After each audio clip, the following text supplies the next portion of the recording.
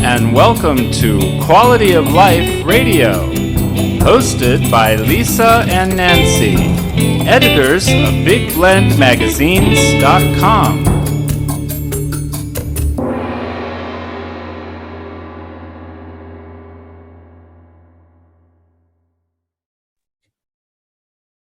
Hey everybody, welcome to Big Blend Radio's Quality of Life show. Today we're going to chat with Suzanne Marriott about her inspiring memoir. It's called Watching for Dragonflies, a caregiver's transformative journey. It's out now through She Writes Press, and it really focuses on the story of her caregiving for her husband when he went through multiple sclerosis, and also some of her medical work that she went through. So I encourage you to go to her website, SuzanneMarriottAuthor.com. We're going to delve into some spirituality on this show. So I'm just going to give you a little heads up there, right? Suzanne, welcome to the show. How are you? I'm fine, and thank you very much for having me.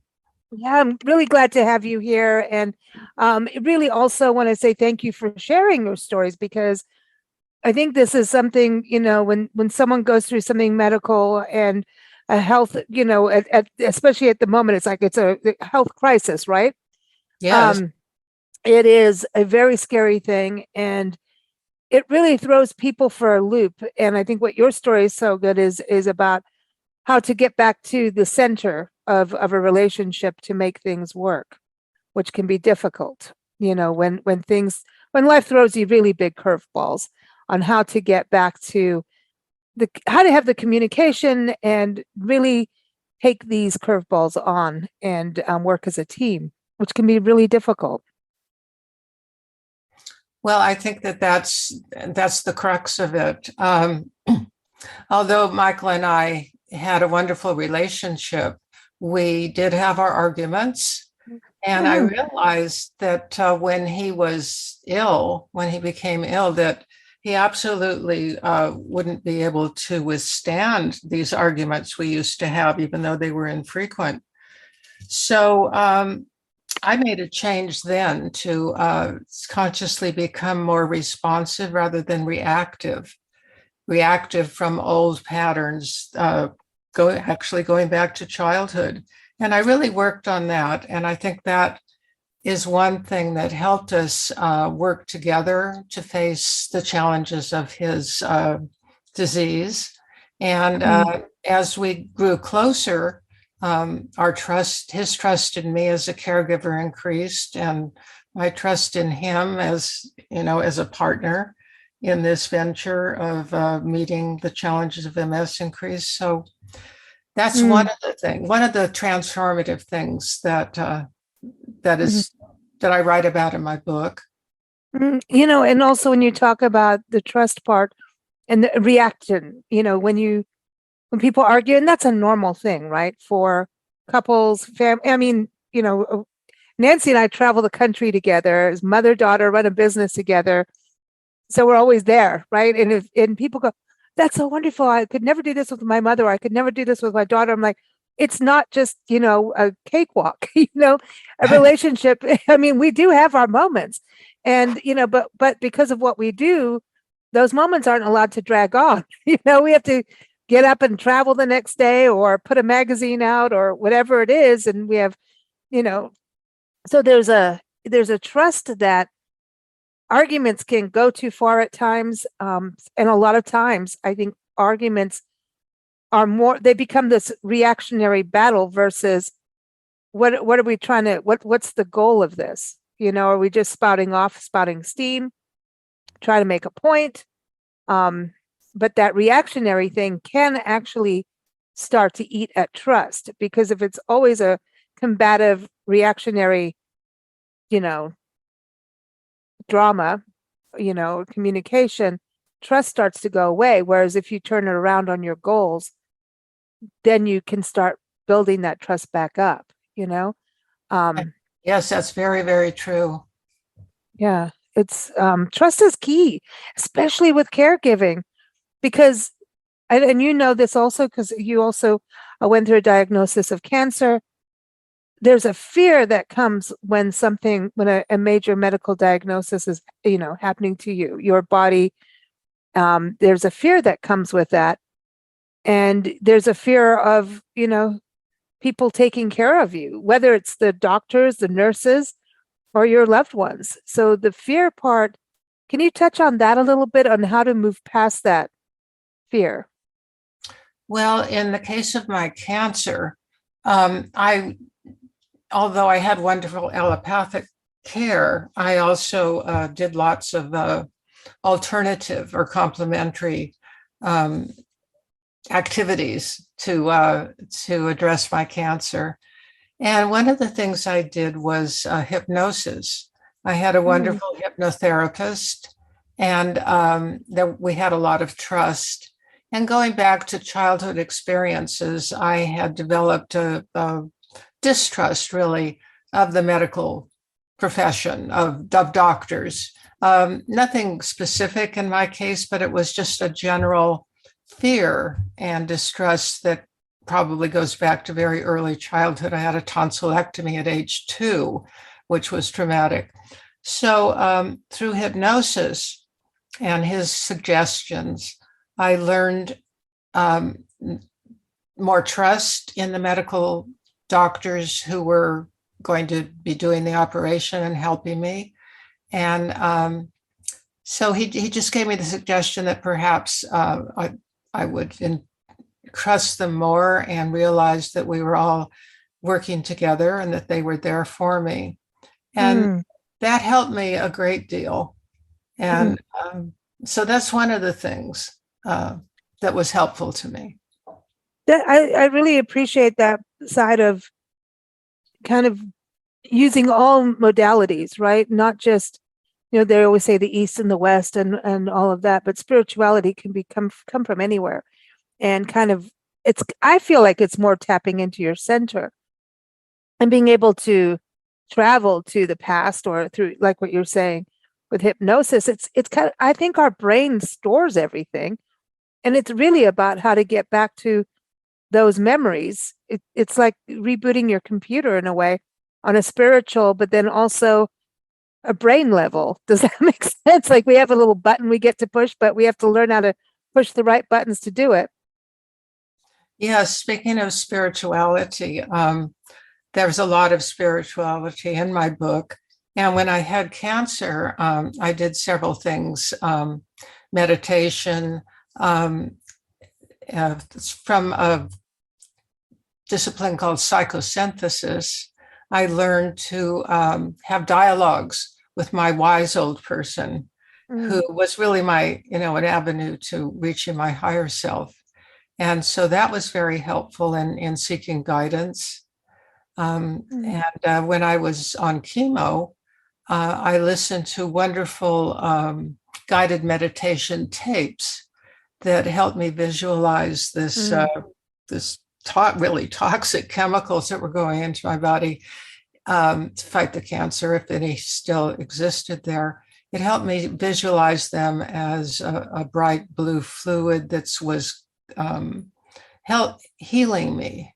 And I also did visualizations of my white blood cells as little Pac-Man type things that would eat up any stray cancer cells.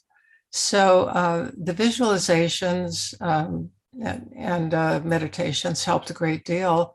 And as I was focused on my own medical journey, I also developed a sense of self-worth that was independent of my caregiving.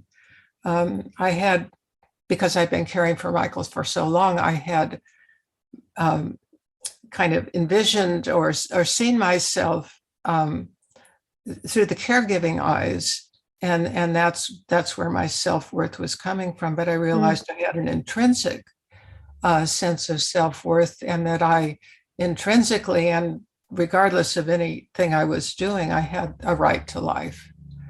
And so that was really quite a amazing discovery. And Michael was wonderful. He was in a wheelchair then, and he really was my rock, and he's so supportive all the time I was in the hospital and through this whole journey.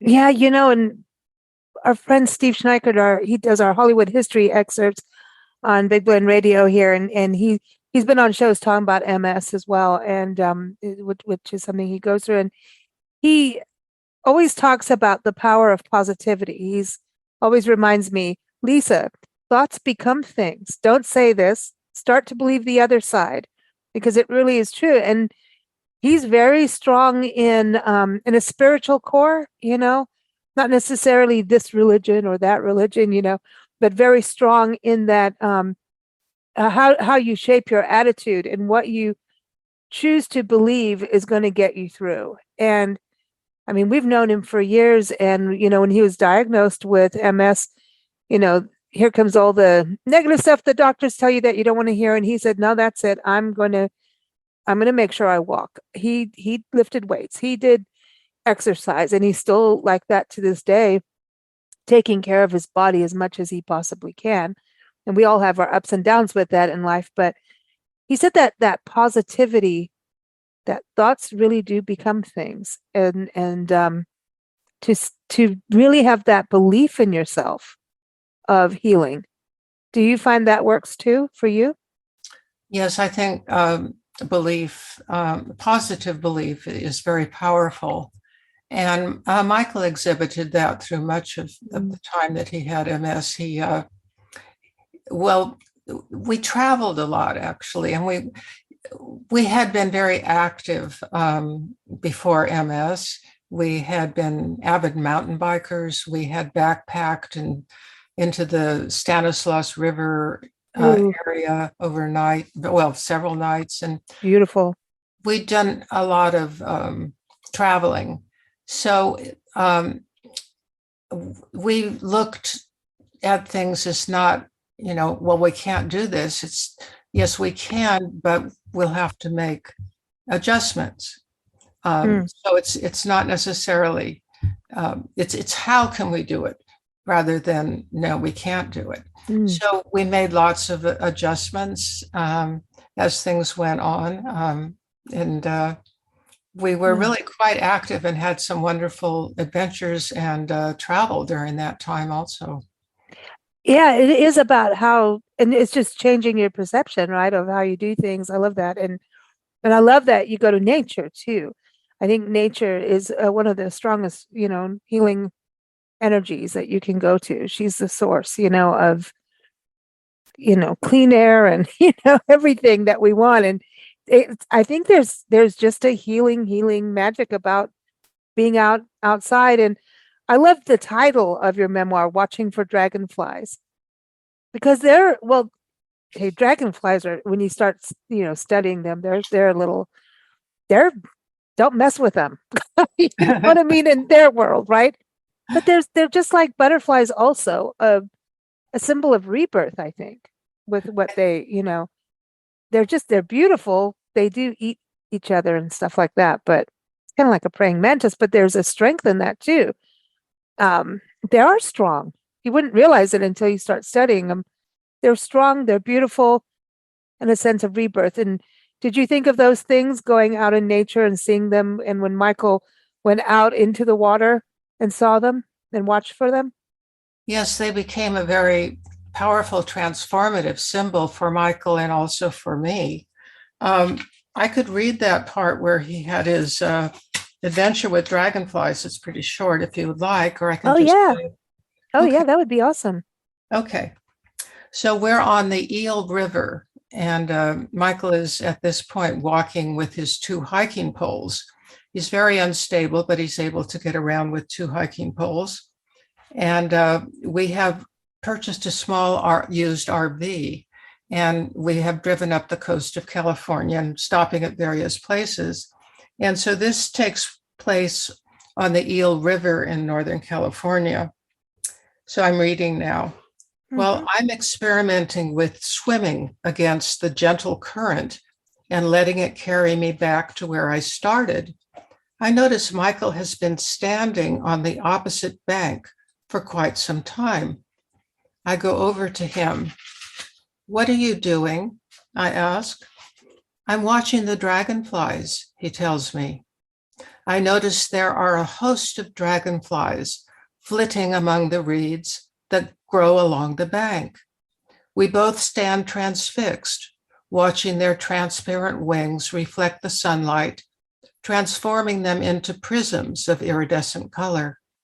They're creating a miniature light show as they dart and twist, abruptly turning and changing direction. There, standing side by side in the still water, our bodies touch and our love flows gently between us. Despite his disability, he has walked across this shallow part of the river on his own, and he is excited to share his reward with me, the wonder of dancing dragonflies. In the years to follow, dragonflies will become a powerful symbol for Michael, a transformative symbol of strength and renewal, a symbol of being whole. Hmm. So this That's was beautiful. let's see, not a broad, a fairly narrow part of the river, and it was shallow enough to walk in, and it was just beautiful. You're such a beautiful writer. I mean, your words are. Yeah, I think you capture things in a very straightforward yet beautiful way. It's where you don't, when someone doesn't go over poetic, but just lets you actually be there. I think that's a very beautiful talent to have, where you can put someone in a place, yet actually have this, it's like a comforter. You know what I mean? Where you're comfortable, you know what I mean? But you can be there through the good, the bad, the beautiful, the not so beautiful. And you really have a knack for doing that in your writing. I'm not finished with your memoir yet. It's a good thing because then I blab. Nancy does the same thing. We're terrible. We want to tell everybody everything and we want them to get the book. But I think you have this amazing, just even the piece you read of putting someone right there. When did you decide to write this memoir? Was it after everything? Was it during? Did you write to kind of even help have some sense for, time for yourself? Because that's the one thing, I mean, and we've gone through some caregiving ourselves and learned the hard way of burning out. And then you get angry about everything. There's so many emotions that go with this. And I think that's another thing that you're so good about telling people about and sharing with, is that getting that emotional strength, and going to nature, like you're saying, is really it. But when did you decide that, this memoir needs to happen?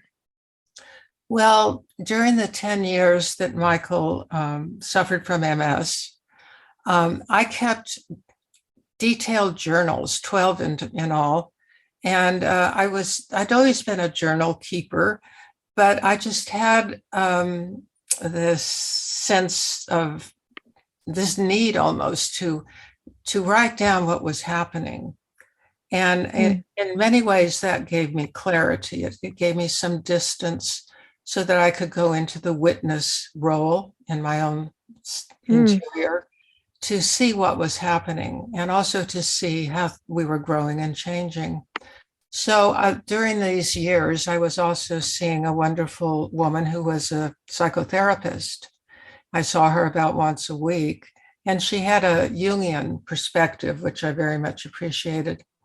But at one point, she said, if you use these journals as the basis for a book, I think it could be very helpful to other people, other caregivers, but anyone who was facing a life-changing crisis. So that planted the seed. And after Michael passed away, I began writing this memoir. Now, that was in 2006 when he died. And so obviously it was many, many years and many, many revisions and just changes of my perspective from writing Michael's story to really realizing and writing my own story. So over those years and through the revisions and work and introspection, the book materialized. Yay. And it's out now, everyone. And the links in the show notes for those, so you can go to Suzanne's website and, writing and journaling when you're going through so much medical stuff, and I'm calling it stuff because the medical system is not the easiest to navigate. Here you're going through real drama or a crisis in your family, right? And then you have to navigate the medical system, the insurance system, all of that stuff. And one thing I've, started doing through different caregiving episodes in my life and friends and family is I started becoming a person that says, you know what, you need to record things in the doctor's office. You need to record what they say because of, when you talk about being reactionary, it can happen. You don't want to hear what the doctor has to say, or you really want to hear every little note that you're not hearing all of it. And sometimes you're scooted out so fast that it became like, write things down, record things, just so that you can keep what is happening straight because so much is happening.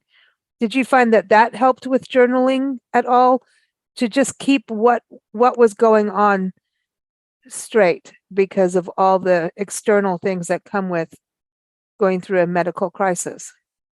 Well, it did give me a record so that if I needed to check on something, I could look back, and most likely what I needed to find would be somewhere in my journal. But also, as Michael's memory became less reliable, I became his backup memory. And I had a very good memory at that point. And I'm a good listener. So I was so engaged that usually I remembered what the doctor had told us, and then Michael and I would go over it. I would go over it with him when we got home and remind him of certain things that he needed to do, as he was going about his life. Remember, the doctor said this, or so forth. And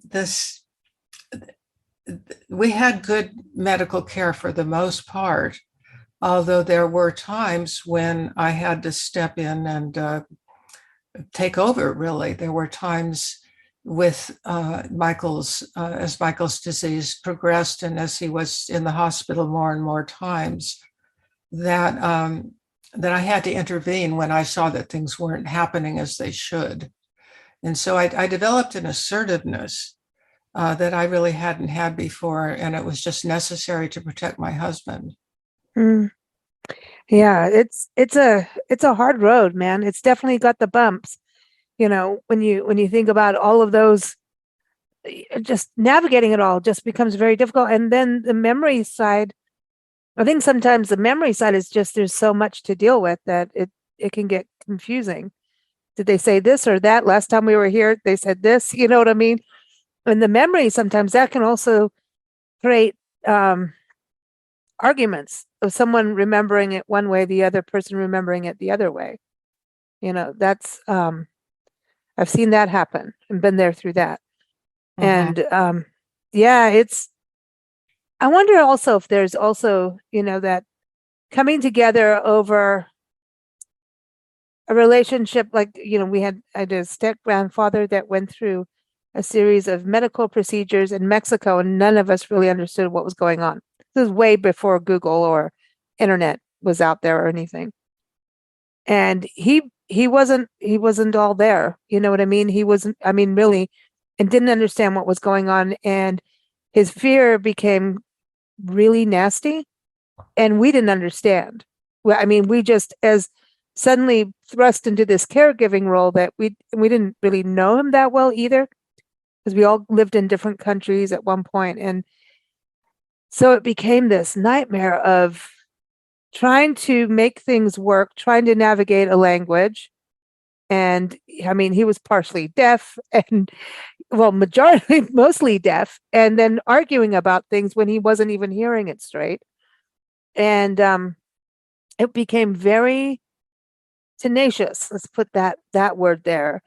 And also kind of a generational, you're younger women, why should I listen to you kind of thing. It was very difficult to navigate all of that and kind of get people on okay, what are we all doing? Do you want help? And then you have to realize that his brain wasn't, because it was strokes and all kinds of things. His brain was not working like what ours were, our function. So I think there's a lot, and a lot of people go through this every single day. Thousands and thousands of people go through that lack of communication and understanding. And I think it really helps if you have a good relationship before something like this happens. Regardless, you said your relationship grew stronger through this. It did grow stronger because, first of all, we, out of necessity, dropped some of the more contentious parts of our relationship, and our trust increased. His appreciation for me increased. He became realizing how much he needed and depended on me. He became more attuned to my needs. If I would get upset, if I would cry about something, instead of pushing that away, not wanting to deal with it, he became more responsive and in tune with what I was going through, whatever it was, and we became closer that way. Our intimacy really increased as we dealt with what was going on with both of us.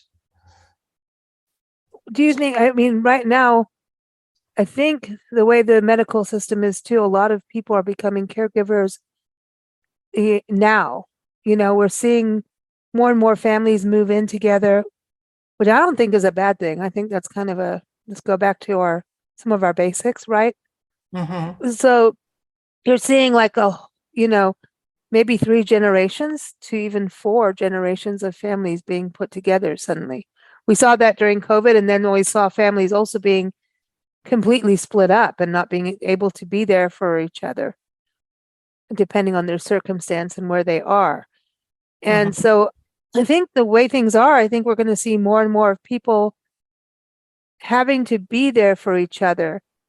So would you think communication, like maybe a sit down, how are we going to deal, like what you're saying, like, okay, we know that this side we always fight on, let's just, flush it down the toilet, kind of, have like that family meeting where everybody comes to the table, and if they don't want to, maybe move on, or what would you say from your experiences? Well, Michael had 3 daughters who were grown at this point, and I had been their stepmother through most of their growing up years. And they were helpful in many ways, cared very deeply about their father. So I think that we became the closest, though. Myself and the 3 daughters became the closest when Michael was actually very close to the end, and we had to make a medical decision on whether or not he would be intubated and put on a respirator. So I think that's the closest we came as functioning as a family, with a focus on what was best for their father. And fortunately, Michael had made that decision at one point when a doctor had discussed with him the fact that if he were ever at that point, intubation wouldn't be a good option, because he probably, because of his disease, wouldn't be able to come back from that. Yeah. So we did have to make that decision.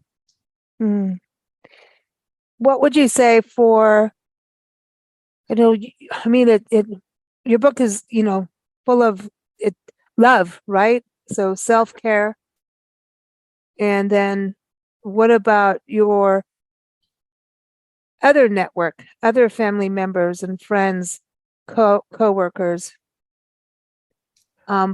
Is there a communication that has to be had for them to understand what you're going through? And do you end up sometimes having to walk away from people who don't get it? And suddenly you become friends with other people that you never thought you would, who do understand? Well, we Because I did. think you need to have a good network around you. Well, we didn't have a large network. People were there from time to time.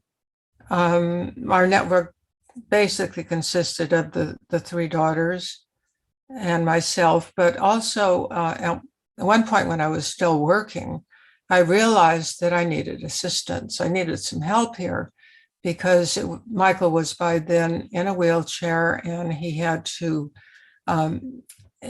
we had an overhead lift and this harness that he wore, which was complicated to put on while he was lying in bed.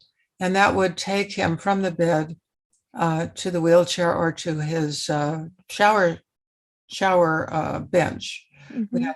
We had redone the bathroom in this part of the house so that he had a direct access, straight line to the shower.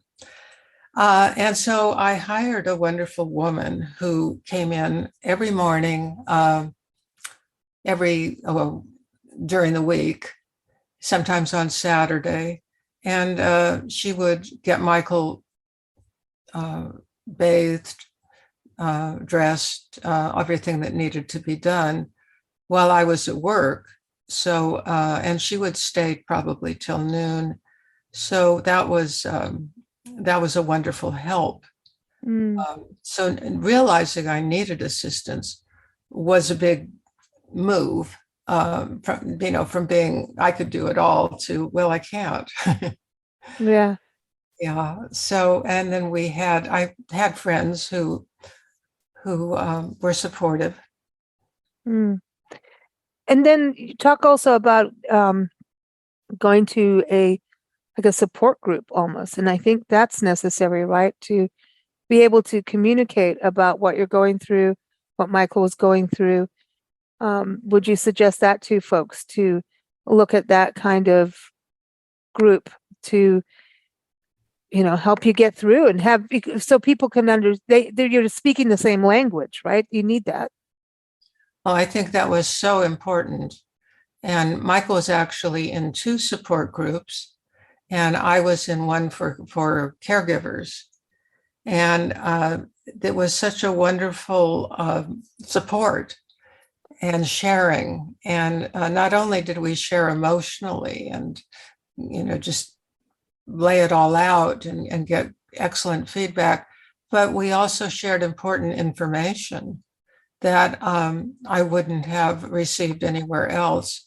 And Michael just found that the support groups were a lifeline for him of knowing where he stood in relation to other people, knowing that he could help other people and receive help from them.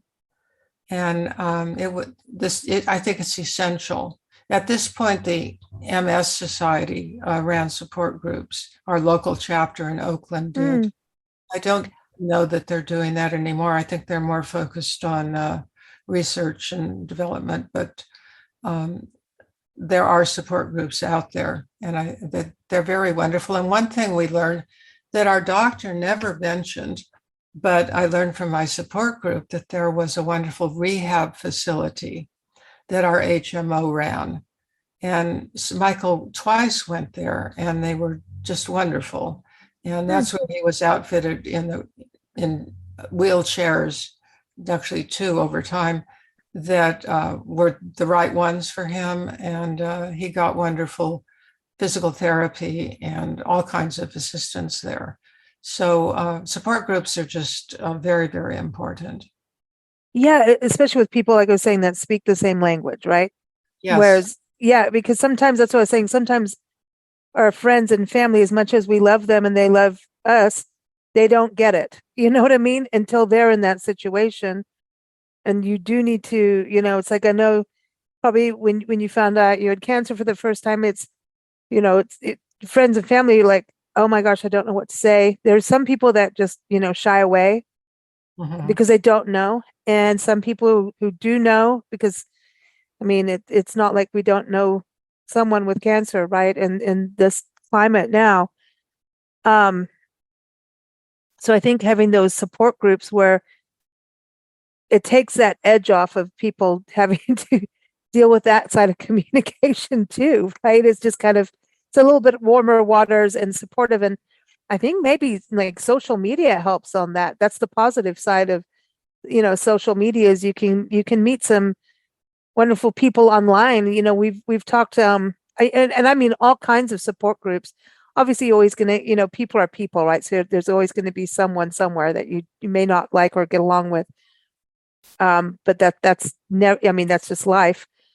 But those support groups, I mean, if you need something someone is going to be up at 1 or 2 in the morning, like you may be, being able to have an answer or just a supportive word of something that they've been through as well, that's similar.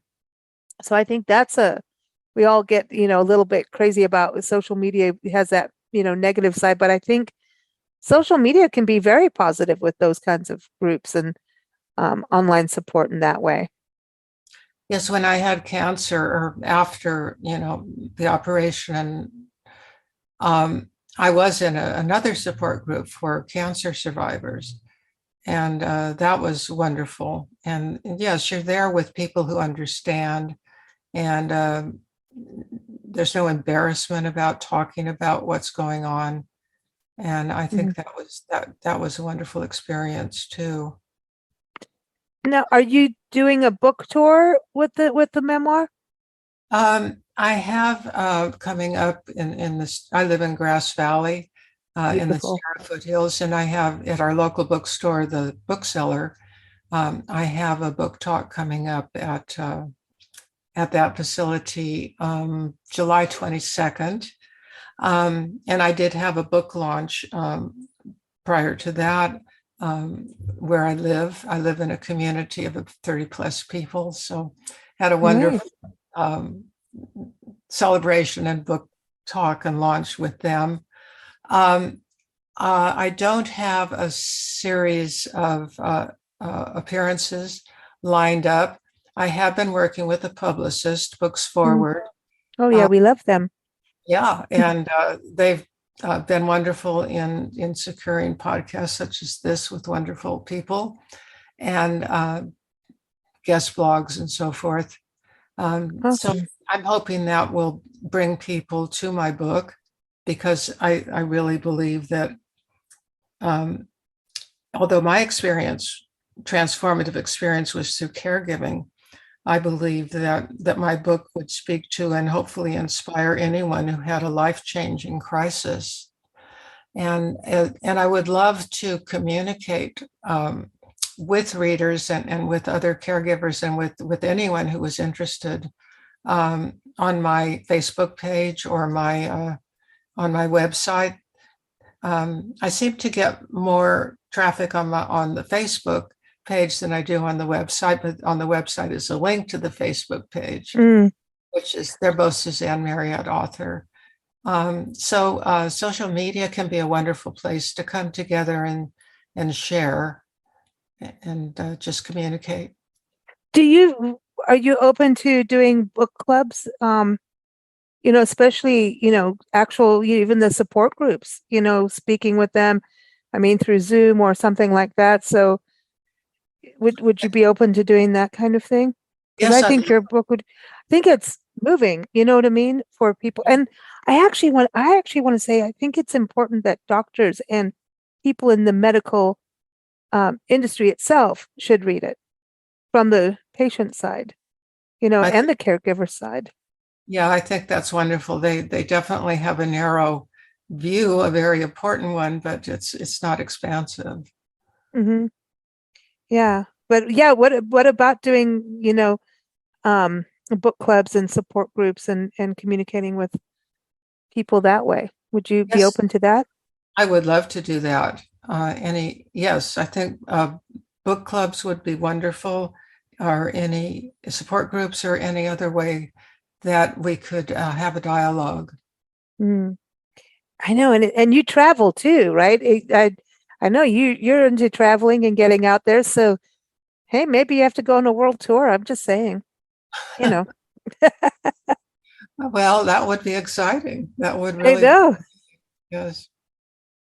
I know. It's travel does things. I think I think it's wonderful that you travel because you know, we have to go outside the comfort zone. And sometimes that's what a crisis in life does, is it pushes us out of our comfort zone.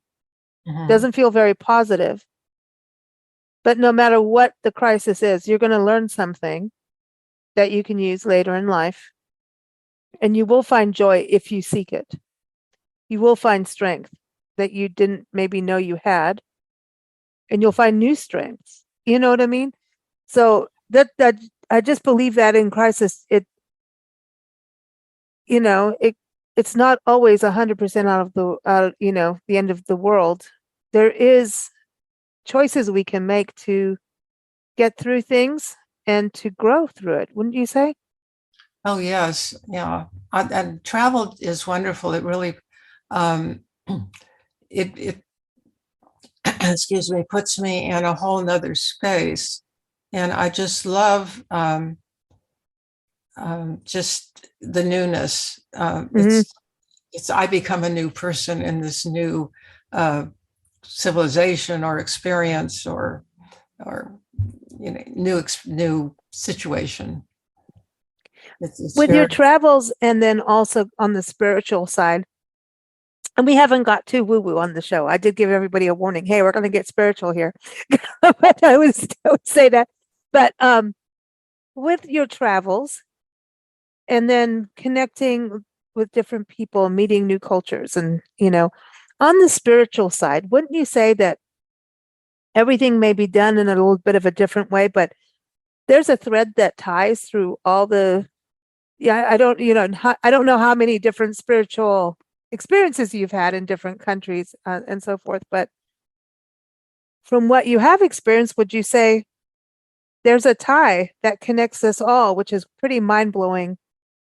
Like we used to live in Africa, in South Africa and Kenya, Yeah. and you can meet a witch doctor, and a power of mind that we were talking about with our friend Steve. That's what it's all about. You know, it is, and doing such practices that are meditational. Even if none of us were using those words, um, it's really quite amazing. Then you can go to Mexico and meet shamans and other healers.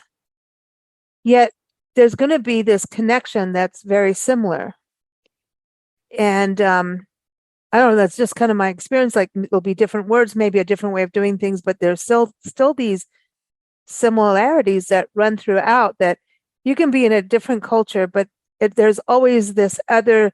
It's like you're wearing two different shoes, but one's the new shoe, and the other one is, hey, I'm finding this old shoe still fits in the new place. Does that make sense? You know what I mean? When you travel and get into those different situations, and cultures. Yes, I found that traveling physically and also traveling inside. Hmm. I did some shamanic work um, and with drumming and had Mm. some powerful experiences and did some shamanic journeying when Michael was ill, which opened up vistas and new ways of knowing. I also did a lot of found a lot of support in Tibetan Buddhism, um, Mm. and the powerful blue medicine Buddha was one of the figures that I meditated with or on. And so did Michael, actually, when he was in the hospital. I put a large, at one point, he was in it many times, but at one point in the hospital, I put a large poster of the blue medicine Buddha at the foot of his bed on the wall. And at that point, he was hallucinating a lot. And he told me later, he said, when I was hallucinating, I knew I was hallucinating, but the Hmm. only thing that was real for me, the only thing that I knew wasn't hallucination was that poster of the medicine Buddha. And Wow. it centered him. Hmm. And it was just amazing. So Huh. these, interior journeys, dreams, there are over 20 dreams in my book. And dreams were extremely powerful in giving me new avenues of growth. Connection with archetypal figures such as the feminine archetype, the goddess archetype, helped me with being more compassionate and collaborative. And then the archetypal image of the hermaphrodite, the combination of both archetypal masculine and feminine energies coming together, helped me get in touch with that positive masculine energy of assertiveness and self-confidence. And that together with the compassionate feminine archetype and collaborative energies really helped me immensely in my journey as a caregiver. It's interesting because way back when we used to like do, just culturally do things like, you want to be strong like a lion, kill a lion, and we've changed so much now. It's, but I think dreaming and vision work, meditation, I mean, it's all, you're going on a trip, Right. seriously. And when you do it, that's when you start to realize, I think it helps even in regards to grief and death when you lose a loved one, because you realize it's far bigger out there than what we realize. And there's so many different planes to our being, whether it's, the soul being, spiritual being, there's the, the shell of a human. And through that, you're looking at these different, I don't want to say personality, archetypes, like you're saying, right? And you're focusing on them. It's our way of connecting with our soul and our brain going, okay, we need to tap into this. Whereas a doctor will go, okay, we need to do this because this needs this over here on the physical body. We have to tell the body itself too, and the soul and the spirit what to do. And it's a way of being very connected. I went through some medical work, and it was almost like this, you needed to slow down and take care of yourself. Whereas, it was almost like a blessing, you know what I mean? And it wasn't anything as major as you and Michael at all. But I'm a baby about medical stuff. I see a white jacket and I'm running. So I'm out. But it made me meditate and go through things with worry stones and really just focus on colors and focus on different animals for different strengths. And dreams are I always believe in them, and visualization has always worked if you really tap into it. And we have all these extra, I don't want to say the word powers, but we do. I mean, I think we do. And we just rarely take the time to really tap in and develop them. We all have those psychic abilities even, right? If we tap into it.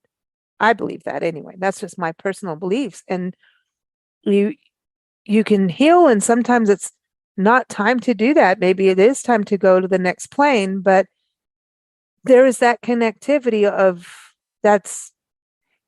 we're pretty complex beings, don't you think? It's pretty cool, I think we have lots of facets to our personality and to our and avenues of tapping into our soul's purpose and the spirituality. After Michael did pass away, and we had profound connections after he had died. Some were just body felt, and many synchronicities where things appeared that had meaning and connected me to him, let me know he was there. And I also visited psychics and mediums, and one of them said, "It's just wonderful. He's realizing that he can walk. He no longer is disabled. He's just joyful," and that was very comforting. And that's awesome. The dragonfly to me had new meaning after Michael passed away. That it also meant that his spirit could fly. I saw the dragonfly and his spirit connected, and I saw him in flight and in freedom. That's beautiful. And there's a rebirth with them, you know? Yes, They're yes. they're fascinating creatures. They really are. And they are beautiful and they're very strong. They're pilots. They look like, I've done a lot of photography on dragonflies and get up close with them and you look at their eyes, I always go, like, you're like a little airplane pilot, dude. You should put a little scarf around your neck and go. When you look at them, they look like they're wearing goggles, and just like, all right, let's go into the wild, Um, there's something magical. And I think there's also something interesting with them because they are aquatic, but they like, they like land and water together, which I think is always cool. Like, how frogs and bullfrogs and I just think it's cool. It's like the physical and the spiritual together. Yeah. Yeah, the yin and yang. And it absolutely. But yeah, I think that's amazing that you've done the spiritual work. Did you use meditation to ever not just center, but just to calm the stress? Yes. There was a time when we belonged to a Tibetan Buddhist Sangha, and I was doing more meditation then. And I remember Michael was not yet in a wheelchair. He was using his hiking poles. And I remember we were in the Sangha, which is a Tibetan Buddhist community, and there was a large poster of a photograph of a tanka of Padmasambhava, an important person in Tibetan Buddhism. And as I was meditating with my eyes open, looking at this image, and I just felt this white light streaming into my heart directly from him. And I recognized it as compassion. In my mind, I said, that's compassion. And that was wonderful in giving me a felt sense of what compassion is, what compassion feels like, which made it easier and more accessible to me to give to Michael. Compassion is key, and we in society can so easily lose it. We're so fast paced. And I mean, I'm telling there's a caregiving role, right? But I'm talking about just general day-to-day life that's not always in caregiving. If we actually, in a way, if we all looked at each other as though we were caregivers of ourselves and of each other, I think it would be a better way of looking at life, of compassion that way.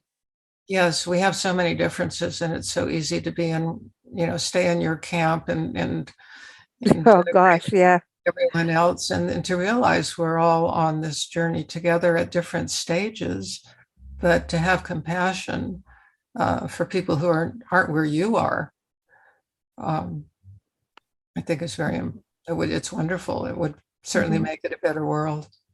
Absolutely. It feels good whenever you do something out of compassion. There's nothing can top that, really, That's a gift. You that just, and it's a gift, It really is. It's a beautiful thing. And that's why I say your book is inspiring, what I've read so far. So everyone, you've got to go get it. It's called Watching for Dragonflies, A Caregiver's Transformative Journey. Do you see dragonflies wherever you go now? Do you look for them, or do they just appear? They appear. People give me dragonflies on them. Yes, it's wonderful. And you were mentioning my book. It is available in bookstores through Ingram and Publishers Group West is part of Ingram. Also on Amazon. And then you need to be on bookshop.org then, probably, if you're with Ingram as well. Yeah, bookshop.org. There is a link to that on my website. And as a debut author, it really, really helps to let other people know about my book through reviews. So Mhm. if anybody is so moved, placing a review on Amazon would be so wonderful. It does help. Absolutely.